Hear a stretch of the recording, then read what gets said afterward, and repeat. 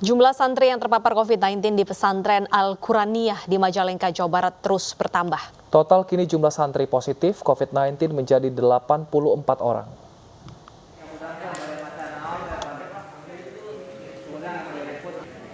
Setelah sebagian santrinya terpapar COVID-19, kegiatan di pondok pesantren Al-Quraniyah di Majalengka Wetan, Kecamatan Majalengka dihentikan sementara. Meski demikian, para santri yang negatif masih berada di lingkungan pesantren untuk karantina dengan pengawasan ketat.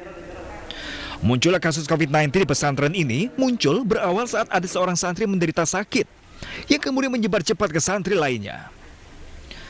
Sejak Rabu kemarin, jumlah santri positif 50 orang dan kini total menjadi 84 orang. Total yang positif sekarang 84 orang semuanya, dan yang negatif itu 40 orang, dan yang menjalani isolasi mandiri yang awal 4 orang. Jadi semuanya 128 orang. Itu yang positif apakah memang diisolasi di SKB atau di pesantren? Kebetulan di SKB sudah penuh. Jadi setelah koordinasi sama pihak BPBD dan yang di sana untuk diisolasi di pesantren saja. Satgas Percepatan Penanganan COVID-19 Majalengka mengimbau agar selalu menerapkan prokes, baik di dalam atau luar rumah untuk memutus sebaran corona. Dari Majalengka, Jawa Barat, Muhammad Zini Johadi, iNews melaporkan. 54 guru dari 3 sekolah di Sragen, Jawa Tengah positif COVID-19. Diduga penularan terjadi saat guru-guru ini membuka masker untuk foto bersama.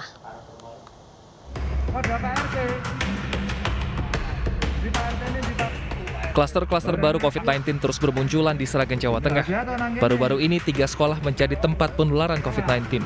Dari 72 guru yang diswab, 54 guru positif COVID-19 dan kini diisolasi di Teknopark Sragen.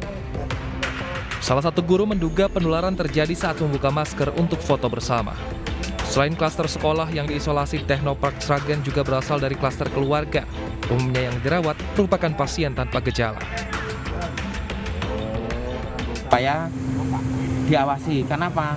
Jangan sampai nanti orang yang isolasi di rumah itu tahu-tahu ada gejala, tidak tahu, dan kemudian gejala berat baru dirujuk setelah sampai di rumah sakit kan gejala berat akhirnya masuk ICU gitu seperti itu. Kalau di sini kan terpantau dan temennya banyak, otomatis kan saling ini. Ya. Ruang isolasi Teknopark masih bisa menampung 100 pasien positif lagi. Dari Sragen, Jawa Tengah, Joko Piroso, iNews melaporkan. Sementara di Medan, Sumatera Utara, ini mulai bersiap dengan simulasi pembelajaran tatap muka. Proses pembelajaran digelar 2 kali seminggu dengan durasi 2 jam sehari. Pemerintah Kota Medan bersiap lakukan pembelajaran tatap muka di sekolah-sekolah yang direncanakan pada bulan Juli mendatang. Salah satunya di SMP Negeri 7 Medan di Jalan Adam Malik. Sebanyak 32 siswa dilibatkan untuk mengikuti simulasi belajar tatap muka ini. Proses pembelajaran akan digelar selama 2 kali seminggu dengan durasi 2 jam sehari. Hari ini hanya untuk simulasi pembelajaran tatap muka yang akan dilaksanakan bulan Juli. Jadi nanti kita menunggu arahan selanjutnya di bulan Juli apakah memang diizinkan untuk tatap muka atau tidak. Jika di bulan depan benar-benar dilaksanakan, nantinya dari 802 siswa secara bergantian, ada 200 siswa yang masuk setiap harinya. Setiap kelas akan diisi 8 orang siswa. Saya belajar di sekolah, karena kalau belajar di rumah, guru yang menjelaskan materi atau menjelaskan materi lainnya, kita sedikit kurang mengerti pelajarannya gimana, atau guru menjelaskannya seperti apa. Kalau ada masalah jaringan internet, saat guru menjelaskan tugas, itu agak sedikit menghambat kegiatan belajar. Siswa-siswi di SMP Negeri 7 Medan berharap proses belajar tatap muka dapat dilakukan secara penuh, namun tetap dengan prokes yang ketat. Dari Medan, Sumatera Utara, Said Ilham, iNews melaporkan. Dan pemirsa, kita sudah terhubung dengan Febrina Permata di SMP Negeri 7 Medan, Sumatera Utara. Selamat siang Febrina, bagaimana jalannya uji coba tatap muka sekolah di sana? Baik, selamat siang Wilson, Deta dan juga pemirsa. Ini dalam menghadapi rencana pembelajaran sekolah dengan tatap muka yang akan dilaksanakan pada Juli mendatang. ini pemerintah Kota Medan melaksanakan simulasi pembelajaran tatap muka di salah satu SMP negeri di Kota Medan, yakni di SMP Negeri 7. Dan simulasi tersebut juga mengikuti aturan yang sudah ditetapkan oleh pemerintah melalui SKB 4 Menteri, yakni Menteri Kesehatan, Menteri Pendidikan, Kebudayaan, Riset dan Teknologi, Menteri Agama dan Menteri Dalam Negeri terkait panduan penyelenggaraan pembelajaran Pautdikdasmen di masa pandemi COVID-19. Dan untuk mengetahui apa-apa saja yang dilakukan pada simulasi pembelajaran tatap muka yang dilaksanakan pada Kamis pagi kemarin, ini sudah bersama saya Wakil Kepala Sekolah Bidang Kurikulum Pak Happy Siregar. Selamat siang Pak Happy. Selamat siang. Ya, Pak, bisa diceritakan pada saat pelaksanaan simulasi pembelajaran tatap muka kemarin pagi ini apa-apa saja yang dilakukan, Pak? Terima kasih pemirsa iNews di seluruh tanah air. Pada waktu tanggal 17 kemarin kami sudah melaksanakan simulasi sebagai upaya sosialisasi untuk menyambut pembelajaran tatap muka terbatas di tahun ajaran 2021-2022. Semuanya sudah dipersiapkan, dimulai dari ruangan kelas yang kita akan tetap mengikuti aturan protokol kesehatan yang sangat ketat. Siswa di dalam akan dibagi dengan jarak duduk 1,5 meter dan tetap semua memakai masker. Sebelumnya kita menyambut siswa dari pintu gerbang, suhu tubuh akan diukur untuk memastikan bahwa siswa dalam keadaan fit. Kemudian akan mencuci tangan dengan benar, kemudian didata dan masuk di dalam kelas. Sudah ada guru yang akan mengajar di dalam dan jumlah siswanya hanya terbatas 8 orang per kelas. Dan Pak, bagaimana pelaksanaan simulasi semalam ini, apa laporan selanjutnya Pak?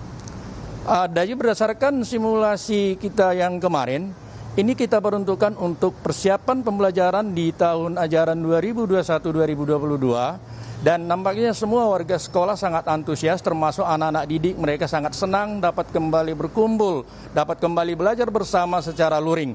Walaupun secara luring masih terbatas sesuai dengan anjuran pemerintah, hanya 25% dari kapasitas kelas. Nah, kita sudah upayakan semua hal-hal dengan aturan protokol kesehatan yang sangat ketat. Selebihnya siswa yang belajar di rumah akan tetap mendapat pembelajaran secara daring. Baik, terima kasih Pak Happy atas waktunya. Deta, Wilson dan juga pemirsa, diharapkan melalui simulasi ini nantinya pihak SMP Negeri 7 siap melakukan pembelajaran secara tatap muka terbatas jika nantinya pemerintah mengizinkan pelaksanaan sekolah tatap muka dilaksanakan pada awal tahun ajaran baru di Juli 2021. Demikian Deta dan Wilson. Baik, terima kasih atas informasi Anda, Febrina. Yang paling penting dalam pembelajaran tatap muka adalah prokesnya yang kencang ya, pakai masker, jaga jarak, dan juga jam siswa ini belajar juga dibatasi. Kita ke informasi berikutnya pemirsa, pandemi tidak lagi menghalangi untuk merayakan dan mengabadikan momen kelulusan. Nah, ini ada solusinya ya, selain wisuda daring, kali ini di SMK Negeri di Bantul, Yogyakarta, ini ada wisuda dengan sistem drive-thru.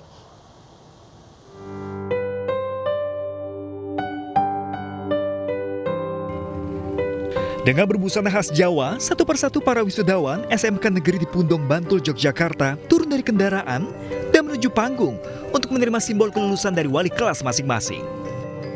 Uniknya lagi, prosesi wisuda drive-thru ini diiringi dengan alat musik tradisional gamelan, sehingga suasana budaya Jawa sangat kental terasa. Meski di tengah pandemi, penerapan protokol kesehatan tetap dilakukan sebagai gaya hidup baru. Pelaksana kegiatan dengan mematuhi protokol kesehatan dan harapan kami anak-anak bisa terbiasa dengan kegiatan pelaksanaan protokol kesehatan.